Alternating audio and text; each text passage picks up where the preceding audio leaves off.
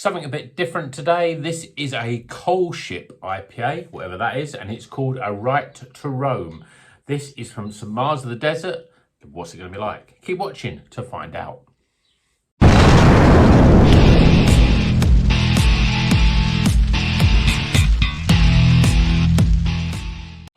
Welcome back to Rocker's Beer Review. Today we're going to do a very quick video. I want to do a quick one today. This is a beer from St Mars of the Desert. It's a little bit different. We've got a lot. It's called a Koelship IPA. Not quite sure what a Koelship IPA actually is. It's called A Right to Roam. But the thing that, you know, it's by St Mars of the Desert. We've had a couple of beers from them before. Not bad. And this is it's a collaboration IPA, it says, with the Sheffield Beer Week and some other things as well. It's got Ruaka and Nectaron hops. So those are New Zealand hops. Nectaron you don't see very often. Ruaka a little bit more common, but not the most, you know, not like Nelson Sauvin or Muteka or Wakama. They're the ones that are much bigger. And it's only 5.4%. But let's get it out of this can into a glass and see what it's all about. I'm excited about this one because I had a beer with Nectaron hop oil in it, which was a bit different, and so I'm interested to see what the hop's like. And certainly pouring it out, it's not what I'm expecting. So you can see there, it's a dark orange copper coloured beer.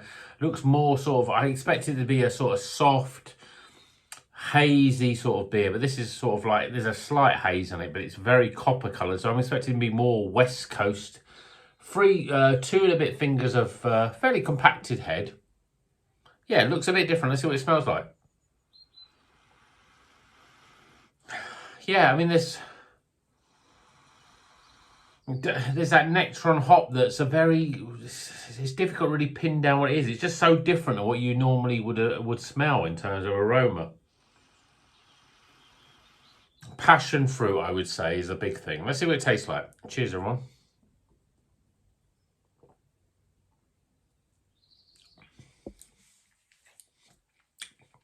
It's got a sweetness about it. Much more maltier than a lot of IPAs. Much more West Coast in terms of it's quite a thin body. Not huge amounts of carbonation, but it's very sort of light and quite sort of, I don't like to use the term watery, but it's you know, when you think of the big sort of haze bombs that we have, it's a lot more watery than that. I'm going in again.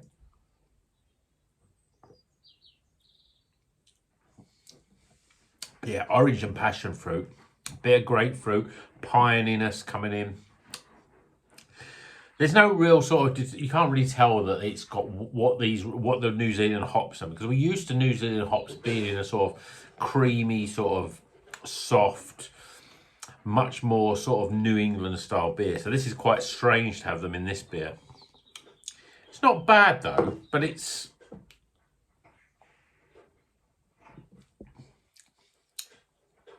very nondescript, really. There's a sweet, almost toffee sort of marmalade, and I think that's what I thought with the Nectaron gave. It's got this sort of very sweet flavour, a real sort of, it is like almost like orange, almost like the sort of, the orange flavour is almost like orange oil in terms of like, and I think I mentioned it before, like the sort of Terry's chocolate orange, that oil, the orange, very concentrated orange flavour, and that's what this tastes like. Marmalade-y, orange, very sweet, sticky pininess. It's not what I expected, but it's not bad. It's, you know, it's almost like sappy in terms of the way that it's sticky in the mouth. It's very sort of strange like that. It's unlike a lot of beers that we have, and I think that Nectaron hop, I think that's what it's all about. I've tasted enough. Let's get some scores.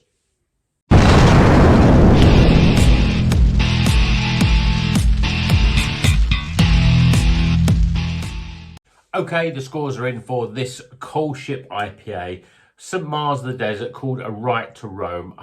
I'd like to know what Koelship IPA is. So if you know what that is, then let me know.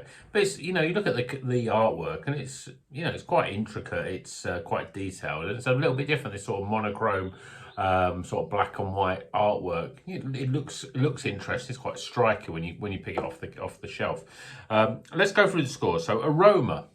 Well, there's lots of sort of, again, very orange, West Coast sort of aromas, marmalade-y. There's a sweet, real sweetness in there. Yeah, it's a very sweet orange aroma, a little bit of passion fruit in there. And there's a slight hint of pininess as well. Not bad, but not as overly inviting. So I'm giving it 12 for aroma. Appearance, well, it's a nice copper coloured beer. We've got, you can see the lace in the glass there. It's a right mess of the glass. Head's well retained, so I think that's pretty good. I'm giving it an 8 out of 10. Flavour wise, well,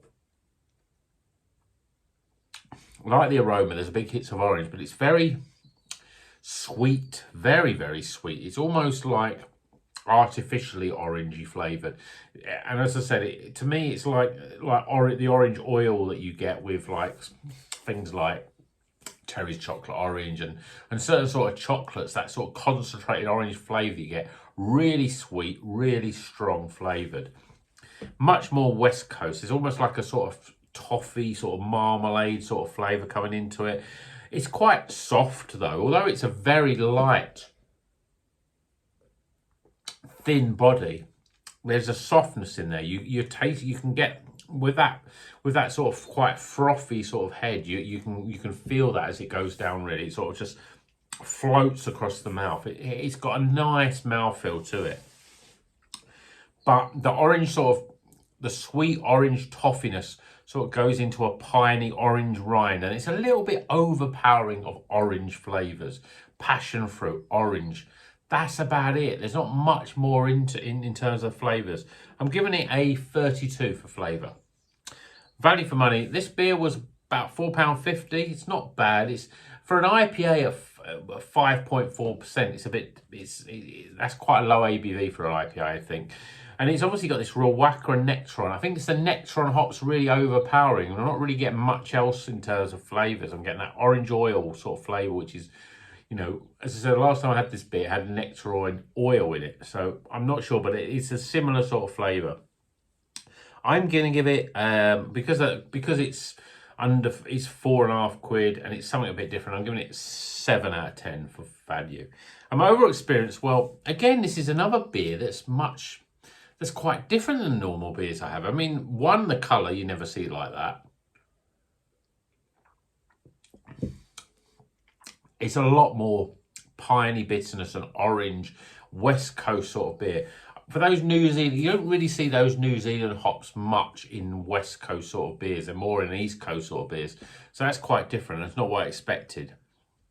But there's that sappy, sweet, orange flavour that's a little bit moreish as well. And you want to keep drinking it.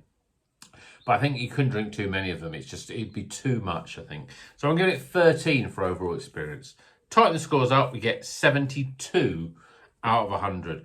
That's not bad. It's a recommended beer. This is a real different beer. Not only for me, but I think for most people, they wouldn't really have had something tasting like this before. As I said, if you like sweet beers, if you like that orange flavour, it's much more your West Coast, that sort of toffee, marmalade-y, orange, passion fruit flavours. But it has a much more almost creamier, softer mouthfeel than a lot of West Coasts. It's not bad at all. If you like West Coast, give it a try. If you've had it, let me know. But St Mars the Death, some interesting beers. Not huge amounts of beers available. I don't see many of their beers, but when I see them, I think I'm going to try them because there's something a little bit different about them, something a little bit unique about them, which is always a good thing in this sort of market where we've got lots of New England style or West Coast style beers. So something a little bit sort of different is a good thing. So that's it for today, and until the next one, you know what you're gonna do. Keep on rocking.